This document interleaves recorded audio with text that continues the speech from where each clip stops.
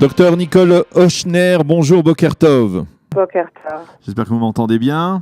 Oui, absolument. Alors, je rappelle que vous êtes la directrice du programme des études de culture au sein de l'Université hébraïque de Jérusalem. Et on peut dire que vous êtes d'une manière ou d'une autre très proche de l'enseignante et même de l'élève qui ont été au cœur d'une très vive polémique ces derniers jours qui a été mentionnée dans la presse, dans les médias israéliens ces derniers jours à l'Université hébraïque de Jérusalem. Alors, je vais très rapidement dire de quoi il s'agit et vous allez très aussi rapidement, dans la mesure du possible, corriger et donner votre version des faits dans cette affaire qui a suscité beaucoup de remous. On a parlé d'une enseignante que vous connaissez très bien puisqu'elle est membre de votre programme. Elle participe à ce programme d'études culturelles à l'Université hébraïque de Jérusalem. Cette enseignante, elle s'appelle Carola Ilfrir.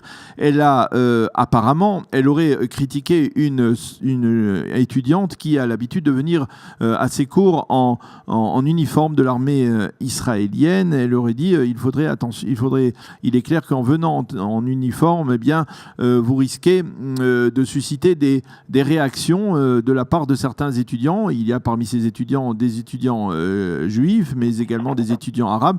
Alors, ça a fait beaucoup de bruit. Ça a provoqué même une réaction de l'université hébraïque qui s'est excusée. Alors, expliquez-nous votre version des faits telle que vous connaissez, telle que vous l'avez établie, parce que vous connaissez bien, comme je le disais, donc, et l'enseignante et l'étudiante qui est impliquée. Ok. Donc, la première chose, on va le faire rapidement, effectivement, parce que je crois qu'aujourd'hui, dans la presse et dans le public, la déformation de la situation et la mise en scène de tout cet incident a été amplement prouvée. Mais effectivement, je connais bien cette classe, je connais ce programme, j'y suis depuis plus de 17 ans, je connais Carola, cette enseignante depuis 30 ans. Au courant de la semaine précédente et depuis cet incident, le soir même, au moment même, j'ai parlé avec tous les étudiants, avec la prof, avec cet élève qui arrive en uniforme depuis le début de l'année, avec qui il n'y a jamais eu de problème. Et il y a une déformation totale d'une discussion qui effectivement était au sujet de l'uniforme. L'étudiante est venue à la fin du cours pour faire partager sa détresse au fait qu'elle sent que certaines personnes ne s'adressent pas à elle pour ce qu'elle est, mais voient en elle une soldate. La professeure lui a suggéré de se plaindre ou d'essayer de voir si elle peut trouver de l'aide, et elle l'a invitée à une réflexion sur l'uniforme. Parce que lorsqu'on porte une uniforme, c'est un symbole, c'est une identité, on représente quelque chose et il faut absolument tenir compte. Voilà, il faut y tenir compte. Il ne faut pas croire que quand on vient avec un uniforme, c'est quelque chose de transparent. Bien entendu, elle a le droit au respect. Et je répète, je crois que c'est ça que l'université a essayé de le faire. Ça a été mal compris. C'est que les étudiants qui viennent en uniforme sont la bienvenue sur le campus. On fait énormément pour les étudiants, particulièrement ceux qui partent en Milouim, parce que c'est un sacré défi à la fois d'étudier et de servir son pays en même temps.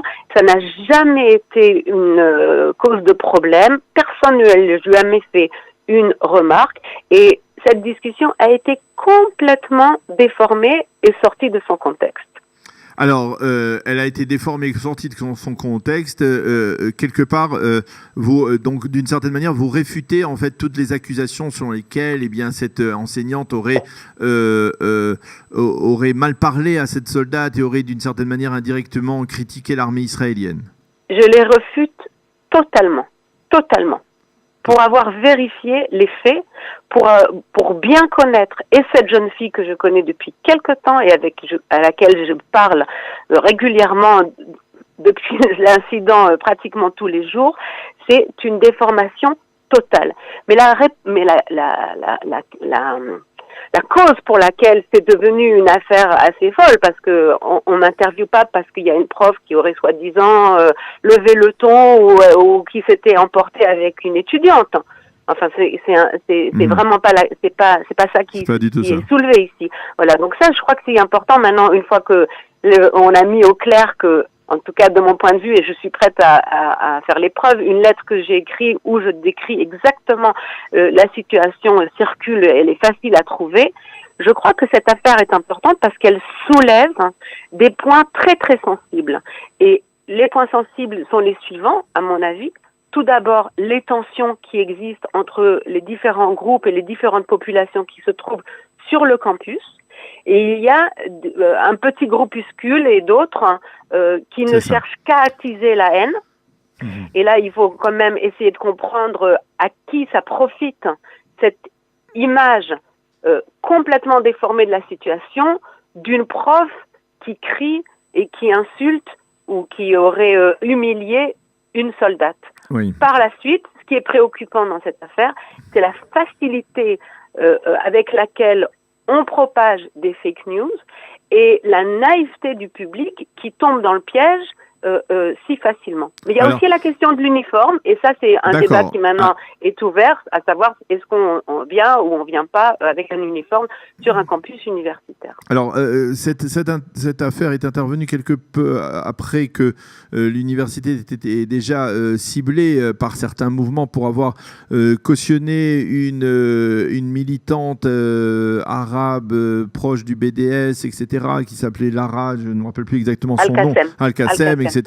Et je voudrais que vous nous disiez, Nicole, quelle est l'atmosphère qui règne sur le campus à l'université hébraïque de Jérusalem. Est-ce que c'est une atmosphère, on va dire, comme certains pourraient la qualifier, de post-sioniste, dans laquelle, on va dire, même certains leaders, certains enseignants prônent presque ouvertement une sorte de boycott universitaire de l'État d'Israël pour son comportement dans les territoires? Ou alors, est-ce que c'est beaucoup plus paisible? Parce qu'il y a dans cette université, nous le savons tous, celui qui a étudié dans cette université, il y a bien entendu de nombreux étudiants juifs, mais également beaucoup d'étudiants arabes, palestiniens.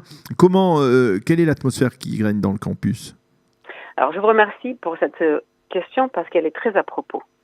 Tout d'abord, on va dire que le campus du Mont Scopus est un campus effectivement unique et particulier où il y a des populations très différentes qui se côtoient et qui parfois aussi se fréquentent.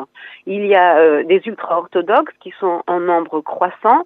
On a des étudiants étrangers, particulièrement des Asiatiques, qui sont en nombre croissant. Bien sûr, on a beaucoup de religieux, de laïcs, des Israéliens, c'est la majorité absolue. Et on a aussi des étudiants arabes. Il est certain que ces dernières années, on a un nombre croissant d'étudiants arabes. La population arabe est très diverse. Je peux vous dire en tant que prof, il y a une très grande différence au niveau de l'anglais, de l'hébreu, mais on a de plus en plus des Arabes qui viennent de Jérusalem-Est. Il est certain que tout n'est pas harmonieux, il y a des tensions. Les jeunes étudiants, et c'est une bonne chose, souvent sont engagés politiques, et bien sûr, il y a il y a parfois des manifestations, que ce soit de groupuscules qui soutiennent l'extrême gauche ou que des manifestations qui soutiennent l'extrême droite. Alors, bien entendu, en général, il n'y a pas de violence, il n'y a pas de problème. C'est ce qui fait tout l'intérêt de ce campus. C'est justement cette mixité, cette hybridité, etc.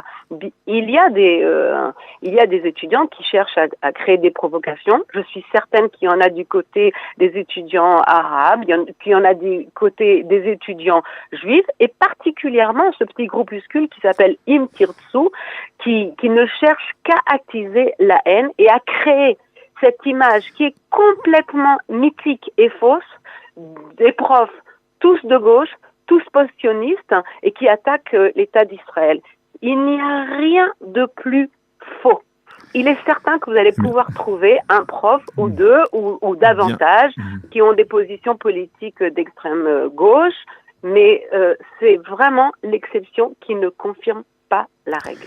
Eh bien, docteur Nicole Ochner, merci beaucoup d'avoir été avec nous, de nous avoir clarifié votre position, donc on va dire d'experte, on va dire sur cette affaire-là. Je ne suis pas experte, mais en tout cas, vous connaissez bien. Voilà. si je peux avoir encore une minute, j'appelle vraiment les auditeurs à puiser au judaïsme et aux valeurs du peuple juif qui sont à réfléchir à la place de l'étranger, au respect de l'étranger. Merci beaucoup Nicole Ochner. Merci beaucoup Nicole Ochner et à bientôt. Voilà.